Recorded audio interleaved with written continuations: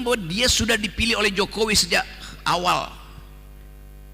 Kalimat diplomatiskah itu? Kalimat yang sekedar menjilatkah itu? Atau memang itu watak dari dua manusia ini? Kan bangsat namanya itu. Hari ini kita mencoba mendiagnosis kesehatan RI. Bagi saya agak terlambat. Markus Misner, seorang peneliti yang sangat peduli dengan demokrasi Indonesia asal Australia, sudah mencium bau busuk demokrasi itu sejak 2009. Baginya, demokrasi itu sengaja dibuat busuk oleh mereka-mereka yang ada di dalam sistem yang adalah anti demokrasi, dan mereka adalah bibit-bibit dari yang anti reformasi itu. Ini sengaja dibuat dengan tujuan apa? Dengan tujuan masyarakat merasa bosan dengan demokrasi itu sendiri dan akhirnya mengklaim bahwa demokrasi ini tidak cocok untuk Indonesia. Syukur-syukur kita masih pegang pada demokrasi sampai hari ini. Tetapi itu sudah busuk. Lalu kenapa saya bilang terlambat? Karena kita mendiagnosis kesehatan RI pasca 2024, pasca pemilu 2024. Sudah 15 tahun kita sudah mencium bau busuk itu. Pertanyaan saya, sebenarnya yang sampai sekarang yang tidak sehat itu siapa? Rakyatkah? Ataukah elit politiknya? Ataukah memang kedua-duanya? Itu satu. Kedua, kecacatan demokrasi ini itu terjadi karena para politisi sudah tidak mempedulikan lagi etika politik. Dan justru itu dilakukan oleh mereka-mereka yang kita anggap sebagai penjaga marwah hukum. Bagi saya itu juga selalu datang terlambat. Karena apa? Karena mereka-mereka yang penjaga hukum itu selalu mendasarkan diri pada fakta dan bukti yang sangat valid untuk kemudian mempersalahkan mereka yang kalau kita curigai sebenarnya bersalah. Tetapi sejauh itu tidak mencukupi, akhirnya bisa saja mereka yang salah dianggap benar dan yang benar dianggap salah. Bagi saya itu terlambat sekali. Sehingga tidak salah korupsi yang sudah dilakukan bertahun-tahun, beberapa tahun kemudian itu baru terungkap. Sudah sejauh mana, sudah berapa tahun, sudah berapa lama, sudah berapa banyak kerugian yang dialami oleh negara. Bagi saya, penanganan kasus untuk mencegah dampak yang lebih buruk, kita selalu terlambat. Itu kedua. Lalu ketiga, kalau kita mendiagnosisnya bahwa republik ini sudah sakit parah, tentu harapan kita mampu menyembuhkan dia kembali. Pertanyaan saya, apa obatnya? Kalau kita berkaca pada misalnya revolusi, itu selalu mendatangkan korban. Kalau kita berdasar pada misalnya etika derita dalam pembangunan PT Rel Berker, itu saya kira ada yang dikorbankan, ada derita atas nama pembangunan. Dan saya pikir kalau memang demikian, kira-kira dalam proses jalan penyembuhan pemulihan itu, kira-kira siapa yang akan menjadi korban di sini? Kalau memang ada korban, berapa banyak? Itu saja, terima kasih. Minta tanggapannya. Kalau Pak Rocky katakan ini otoritarianisme, saya mungkin pakai term kediktatoran. Dan yang saya mau sorot ini, kita masuk dalam satu era kediktatoran relativisme yang ditandai oleh krisis kebenaran. Relativisme politis, relativisme etis. Dalam politik tidak ada kebenaran, ada krisis kebenaran dalam politik kita. Itu membuat negara kita tidak sehat.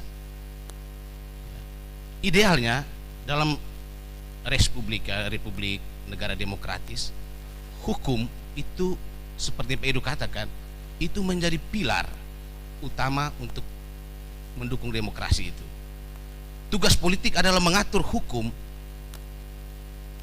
supaya kekuasaan itu terarah kepada bonum commune.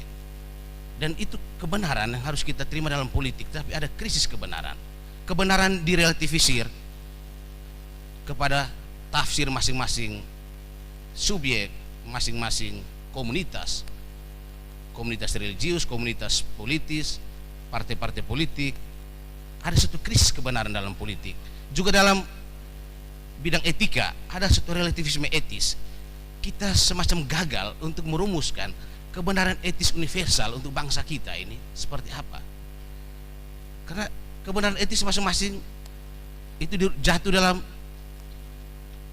ya pendefinisian interpretasi masing-masing komunitas. Lalu kita seakan tidak bisa membangun diskursus untuk menemukan ada suatu kebenaran etis yang bisa memandu perjalanan bangsa ini supaya sehat. Jadi ada, itu pandangan saya, kediktatoran relativisme politis dan relativisme etis. Saya minta tanggapan dari kedua pembicara terkait pandangan saya ini. Dan pertanyaan saya, kalau kita ingin menggagas optimisme, tetap menjaga nyala api harapan, kita tetap berharap bangsa kita ini tetap eksis atau akan jadi sampah seperti yang dikatakan oleh Pak Rocky tadi. Kira-kira apa yang harus kita buat ya, supaya terjadi penyehatan demokrasi, penyehatan bangsa? Untuk apa yang harus kita buat supaya kediktatoran relativisme ini bisa ditumbangkan? Dan ini upaya merelativisir kebenaran ini bisa dilakukan oleh banyak orang, oleh warga negara, oleh elit politik, oleh komunitas-komunitas politik, komunitas religius, dan ini yang membuat bangsa kita tersehat. Kira-kira untuk menggantungkan harapan supaya bangsa kita tetap eksis, apa yang harus kita buat, atau bagaimana pandangan Pak Rocky dan Pak Edu terkait dengan upaya-upaya konkret khususnya untuk kalangan akademisi supaya bangsa kita tetap sehat dan tetap eksis sampai selamanya, bukan hancur dan hilang akan jadi ampas seperti yang diramalkan oleh Pak Rocky tadi. Saya kembalikan. Terima kasih. Oke ya, terima kasih. Jadi mulai tumbuh kemarahan, tetapi seringkali kemarahan itu, kemarahan yang rasional maksud saya, dicegah oleh sejenis pesimisme. Tetapi kita belajar bahwa ada dimensi eskatologis dari setiap pesimisme. Hanya karena pesimisme maka kita pergi pada harapan-harapan eskatologis yang dalam filsafat disebut the ontology of the not yet. Sesuatu yang belum, dia adalah potensi. Tentu ada memori di belakang kita, politics of memory, tentang keburukan segala macam, bahkan sampai detik kita bicara di sini. Tetapi kita digerakkan oleh politics of hope. Kata Heidegger, higher than actuality stands possibility. Lebih tinggi dari yang sekarang ada kemungkinan. Jadi itu yang menggerakkan sejarah.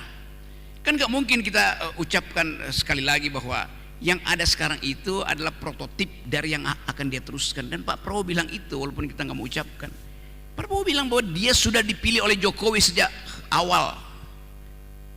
Kalimat diplomatis kayak itu, kalimat yang sekedar menjilat kayak itu, atau memang itu watak dari dua manusia ini? Are they partner in crime? Tadi mahasiswa menyebutkan siapa namanya orang Australia yang dari Jerman itu, Metzner, siapa namanya tadi? Markus Metzner. Tiba-tiba kita pro Markus Metzner, yaitu sebelumnya dia itu pendukung Jokowi in optima forma. Bohong juga. Itu mengeluhkan Jokowi, membela Jokowi. Ini ada orang dari rakyat bawah mau mengucapkan kesejahteraan, karena itu sekaligus jadi buzzer Jokowi itu. Ya. Dan begitu banyak orang yang akhirnya berbalik arah. Padahal dia mesti kasih pertanggungjawaban dulu, dalil dia di awal untuk mendukung rejim ini. Dari awal saya kasih poin negatif pada Jokowi. Dibujuk-bujuk saya bilang, saya punya bukan intuisi tapi I'm doing guesstimation. Saya menduga dan mengukur sekaligus guesstimation bahwa Jokowi ini akan menjebakkan kita Saya bertengkar dengan teman-teman saya yang masuk KSP, masuk istana tuh. Mereka bertaruh rok. Kita bisa, nggak bisa. Kalian itu bukan Jokowi yang saya salahin, mereka yang membela. Saya bilang kalian nggak punya kapasitas untuk bahkan menatap mata mantan jenderal Orde Baru di istana. Teten Mas Duki, Soekardi Rinaki, Romo Beni segala macam tuh bertengkar, Emi Hafiz, dan menganggap saya mempromosikan filsafat liberalisme at all cost. Saya bilang enggak. Kita tahu bahwa demokrasi kita terhalang karena kita tidak tuntas memilih istilah. Waktu kita mulai reformasi, seluruh mahasiswa di Jakarta itu memakai dalil harus ada perubahan kualitatif. Artinya revolusi, bukan perubahan kuantitatif yang kemudian akhirnya kita pakai itu reformasi, atau bahkan terakhir dipakai istilah restorasi itu. Jadi di kepala kita dari awal kita ingin ada perubahan kimia, bukan sekedar perubahan fisika tuh. Perubahan kimia dari rejim yang otoritarian pergi pada rejim yang demokratis kan. Yang kita sebut dalam teori transisi demokrasi, karena pada waktu semua mahasiswa, dosen segala macam gandrung pada pikiran yang nulis The Clash of Civilization, Samuel Huntington, pada teori yes Alfred Stefani. Ini akhirnya kita buka lagi literatur yang pernah kita belajar. Di zaman Orde Baru kita mempelajari bahkan Marxisme yang paling ortodoks untuk mengolah kemampuan intelektual kita, mengatakan tidak pada otoritarianisme. Tetapi pada waktu itu teori bahwa ada transisi demokrasi yang saya bantah dari awal itu. Transisi itu artinya, nih saya terangin secara dramatis ya. Transisi artinya keluar dari satu keadaan, satu ontologi, pindah pada ontologi baru. Itu kan namanya transisi itu. Kita mau pindah dari ontologi Orde Baru pada orde yang demokratis. Maka ada dua langkah. Keluar dari rumah Orde Baru, masuk ke rumah demokrasi. Yang terjadi sampai sekarang, kita baru keluar dari rumah Orde Baru, belum masuk ke rumah demokrasi kan. Kan musik jelas di dalam pikiran kita, baru keluar dari rumah dan bahkan takut nyebrang ke rumah demokrasi. Karena ada sprindik dipegang oleh Jokowi. Karena ada oligarki yang menyodorkan BLT segala macam kan. Jadi secara mental kita baru keluar dari rumah Orde Baru, bahkan masih di halaman Orde Baru, dan gagal menyeberang ke rumah demokrasi karena takut akan ada masalah dengan istilah revolusi misalnya. Sebagai istilah aja dia sudah mencekam. Sekarang mana lebih berbahaya, istilah revolusi atau istilah ITE? Anda nyebrang, Anda kena ITE. Undang-undang yang menghalangi kita untuk mengucapkan sesuatu secara jujur. Saya kasih ilustrasi supaya ada sedikit pengalaman histori. Saya hobinya naik gunung. Satu waktu saya mau naik gunung Pangrango di Jawa Barat. Jalan, seorang petani yang kemudian saya tahu adalah kepala desa di situ. Pak Rocky, udah lama gak ketemu. Ya, ini sekarang saya mau jalan ke atas. Ada soal Pak Rocky. Kenapa? Minggu lalu lahan tempat petani-petani ini di Cimacan di Jawa Barat itu bertanam kentang, wortel, jagung sedikit, sama apa namanya itu, tauge itu. Dia bilang begini, Pak, minggu lalu orang datang dan taruh di situ spanduk, ini adalah kawasan proyek strategis presiden. Petani-petani itu yang udah puluhan tahun hanya untuk mengolah lahan negara, itu lahan PTP, tiba-tiba membaca spanduk itu artinya bagi mereka perintah semiotik untuk berhenti menggarap tanah negara. Ini tanah negara, apalagi disebut situ proyek strategis presiden. Lalu Pak Tani itu bilang begini, kalau saya foto orang yang nanam baliho itu, yang masang spanduk itu, apakah saya kena undang-undang ITE, Pak Rocky? Saya tanya, apa tuh ITE? Ya pokoknya yang bisa saya dihukum. Ini petani nggak ngerti apa itu ITE, tetapi istilah ITE, formula ITE itu dibenamkan oleh rejim ini pada publik untuk jangan bicara. Bagi dia kalau dia foto itu, dia upload, dia bisa dituduh balik oleh si pemasang patok itu sebagai mencemarkan nama baik. Jadi hegemoni itu bekerja bahkan dari hal yang paling sublim, ITE, undang-undang tentang transaksi elektronik, yang sebetulnya dipakai dulu untuk menangkap money laundering memakai fasilitas internet. Sekarang dipakai untuk menangkap petani. Bayangin absurditas itu coba. Petaninya gemetar tanya sama saya. Jadi Anda lihat bagaimana hegemoni itu dipraktekkan bahkan dengan dalil yang sangat konyol. Ini adalah industri strategis presiden. Maka jangan ganggu artinya tuh. 2 minggu lalu kawasan elit di Pantai Indah Kabuk dinyatakan sebagai kawasan industri strategis presiden. Orang nggak boleh masuk di situ lagi. Padahal itu adalah milik dari oligarki, swasta, ada urusan apa dengan negara tuh. Baru kita mulai pelajari bahwa oh ternyata pemilik itu juga adalah investor di IKN, tuker tambah, kan bangsat namanya tuh. Yes. Jadi itu yang saya maksud, bahwa pengetahuan kita artinya menimbulkan kemarahan. Kemarahan itu ingin kita salurkan melalui fasilitas elektoral, yaitu oposisi. Jadi kita paksa sebetulnya secara beradab.